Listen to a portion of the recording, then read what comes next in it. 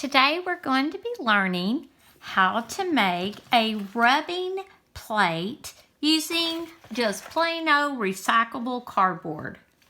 I don't know about you, but in my house right now, I have lots of different cardboard containers in the recycle bin, especially with us eating at home a lot. So you need to ask your mom or dad if you may get some empty cardboard boxes from the recycle bin. Now these are thin cardboard. They're not like the thick ones that come in from Amazon or anything. These are really thin cereal boxes. I've used Jiffy popcorn boxes, things like that. So I took it apart and I just cut up one seam. As you can see, it was like right here, and I just cut that part off to open it up. And once it's open, now I have all this cardboard I can use. So one of the first things you can do with that is you're gonna make first the main plate to put shapes and things on for your rubbing mat. Now at school, we use the rubbing mats a lot, and I know y'all always enjoy them. And they're normally big squares that we use under our paper, but we'll make some smaller ones for today. So as we have this, now we're just gonna cut out different shapes, or you can cut out different things. You might wanna start with just doing some plain shapes, like rectangles, and you can do some squares. You might want to do triangles, because I always think those come out kind of fun for things that we're doing. Or you might want to do circles. Now you can do these things free-handed like I'm doing now, or you might want to trace some things. You may even have one of those little rulers that has a lot of little shape cutouts on it. Different things like that you can do.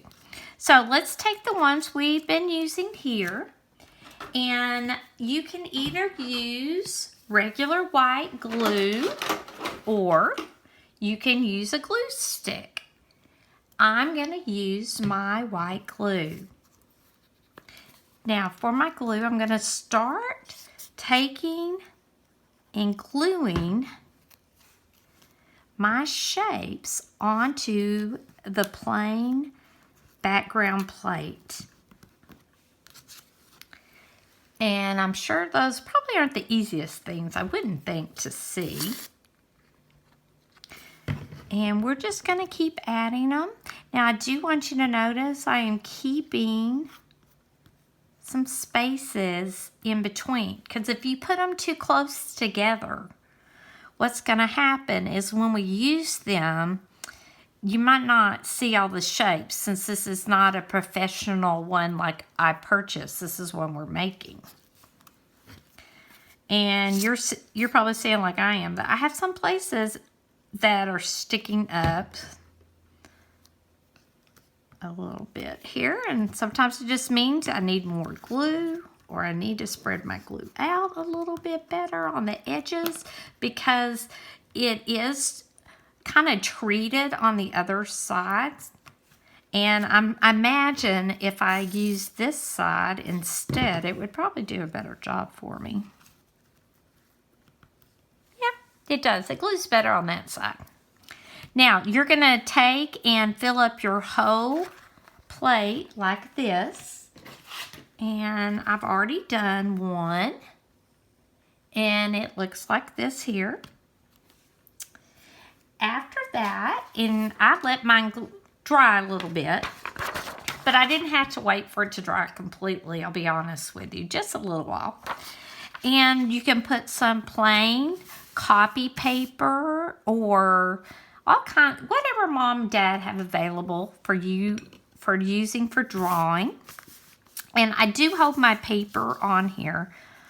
And then you can just start doing your crayon. I'm using kind of the side part right here to it.